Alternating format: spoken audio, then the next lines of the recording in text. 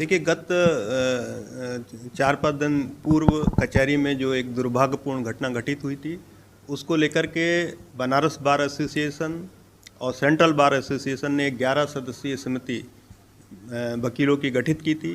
आज इस 11 सदस्यीय समिति के साथ पुलिस के अधिकारी और प्रशासन के यहाँ के मंडलायुक्त और जिलाधिकारी के साथ एक संयुक्त बैठक यहाँ पर आयोजित की गई, जिसमें ये सहमति बनी है कि इस प्रकरण की, कचहरी वाले प्रकरण की मजिस्ट्रियल जांच होगी। मजिस्ट्रियल जांच के आधार पर, उसके निष्कर्ष के आधार पर इस प्रकरण में आगे कार्रवाई की जाएगी। जब तक मजिस्ट्रियल जांच प्रचलित रहेगी, तब तक किसी भी एडवोकेट के विरुद्ध किसी भी तरह की कार्रवाई नहीं की जाएगी। दूसरी मांग एडवोकेट्स की ये थी कि जो बड़ा गांव जो प्रकरण था, जिसके कारण, जिसके बैकग्राउंड में बड़ा गांव में एक एडवोकेट के साथ अभद्रता की बात कही गई थी, उस प्रकरण की भी मजिस्ट्रियल जांच कराई जाएगी। यदि उसमें कोई पुलिसकर्मी दोषी पाया जाएगा तो उस पर भी कार्रवाई की जाएगी। इससे पूर्व एक घटना रथ यात्रा के पास नो एंट्री को लेकर के हुई थी।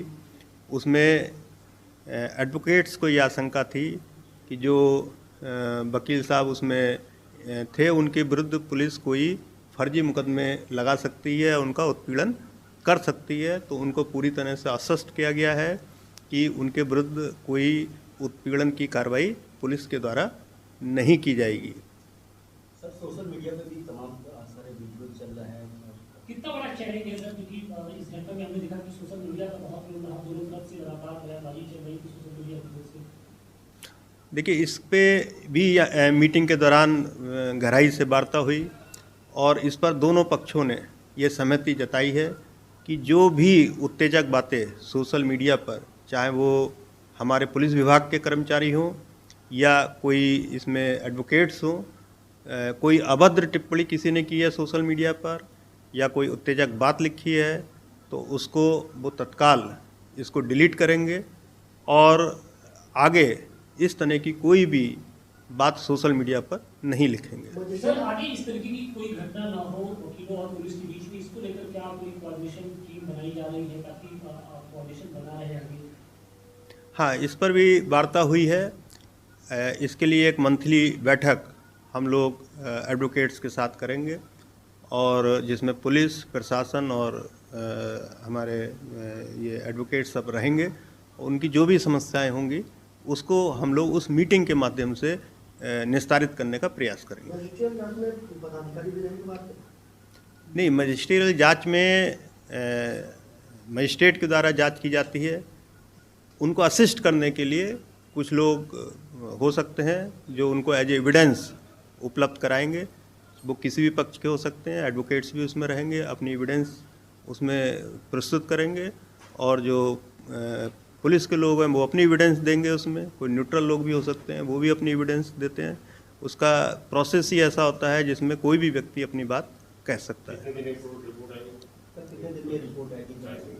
देखिए, इसमें अभी ये आदेश आज जारी हो जाएगा जिलाधिकारी महोदय के द्वारा, जिसमें सभी बातें क्लियर रूप से लिखी जाएंगी। सर, जिन लोगों के खिलाफ मुकदमा दर्ज किया गया था, क्या उनके खिलाफ मुकदमा वापसी होगी या फिर आप लोग जांच करेंगे, जांच की कार्रवाई है? क्योंकि 10 लोगों के साथ साथ कुछ और भी लोगों के नाम सामने आए थे, लगभग 35 लोग और थे। देखिए, अभी कोई मुकदमा वापसी या धारा कम करने की बात नहीं हुई है। मजिस्ट्रियल जांच में जैसे तथ्य आएंगे, अगर उसमें कुछ तथ्य ऐसे आते हैं कि धाराएं अधिक लगी हैं या कोई नाम गलत लिखे गए हैं, तो जैसा निष्कर्ष होगा उसके आधार पर आगे की कार्रवाई की जाएगी। कहेंगे नहीं माने जाने पे धरना कर सकते हैं, प्रदर्शन कर सकते हैं, आंदोलन कर सकते हैं। उस रास्ते से हम चले। जो बीच में हमारे बीच संवादहीनता थी वो दूर हो गई। हम लगातार धन्यवाद देंगे वाराणसी के जिला प्रशासनिक अधिकारियों को भी, वो संवाद बनाए रहे और बार उनका सहयोग करता रहा। तय ये हुआ है कि जो चीजें हैं वो स्पष्ट है कि हम अधिवक्ता समाज पर कुछ मुकदमे हो गए, अधिवक्ताओं की तरफ से पुलिस पर उसके पहले मुकदमे, तो इसको लेके जो कशीदगी है, तनाव है, वो कोई भी व्यवस्था ये चाहती है कि ईमानदारी से जांच हो, तो जांच के बिंदु पर मतलब कि मना कि मजिस्ट्रियल इंक्वायरी और बीच में ये समाधानप्रद तरीके से एक दूसरे के सम्मान का ध्यान रखते हुए अगर कोई सौहार्दपूर्ण हल होता है कि हम दोनों एक दूसरे के साथ विवाद समाप्त कर लें, तो उस दिशा में भी कार्यवाही हमारी जारी रहेगी। मुकदमा बंद करने की बात सामने आ रही थी, तो क्या बातचीत हुई? क्या देखिए, विधानतः अगर मुकदमा हो गया, मुकदमे की विवेचना होनी चाहिए और उसके जो तार्किक निष्कर्ष है वो होने चाहिए। लेकिन सिर्फ मुकदमा लड़ने से ही अगर कोई लाभ मिले तो हम वो बात करें। हम अब इस बिंदु पर ज्यादा फोकस कर रहे हैं कि दोनों पक्षों को मुकदमा लड़ना ही न पड़े, जब हम एक तंत्र के ही पूर्वी और एक जगह हमको रह के काम करना है, तो एक दूसरे को सम्मान दे के आगे बढ़ें। ऐसी घटनाएं दुर्भाग्यपूर्ण है, कभी कभी हो जाती है, एक परिवार के मामले की तरह समझाने की दिशा में ले जाती है। हमारी पहली प्राथमिकता ये है कि न्यायालय सुचारू रूप से चले, जनता को कोई तकलीफ न हो और हमारे बीच में जो कसीदगी और दुर्भावना बनती है वो किसी के हित में नहीं है, उसको समाप्त। जो मजिस्ट्रेट टीम की जांच की बात की जा रही है, वो कब तक रिपोर्ट आएगी और उस पर क्या अब देखिए, वो उसको कई विषय संदर्भित हुए हैं। बड़ा गांव में मोहित सिंह के साथ जो मामला है वो भी मजिस्ट्रेट जांच की परिधि में, और इसके बाद जो कचहरी में एक प्रकरण हुआ है पुलिस के दरोगा के साथ कथित दुर्व्यवहार का मामला, वो भी मजिस्ट्रेट जांच की परिधि में। आप जानते हैं कि कुछ दस्तताएं भी होती हैं प्रशासनिक अधिकारियों की वारंटी।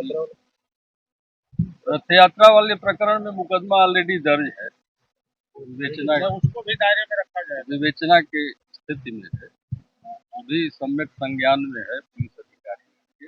वहाँ ये आश्वासन हम लोगों ने ठोस लिया है कि कोई फर्जी क्रॉस FIR पुलिस की तरफ से नहीं। अभी कल से न्यायालय कल से हम न्यायालय आम सभा बुलाएंगे, सबको विश्वास में लेंगे और उनसे ये हम अपनी वचनबद्धता जाहिर करेंगे कि आपकी सुरक्षा की, आपके सम्मान की गारंटी हम लेते हैं। आप काम पर लौटिए और स्थिति को सामान्य बनाइए। हम लोग जो मांग पत्र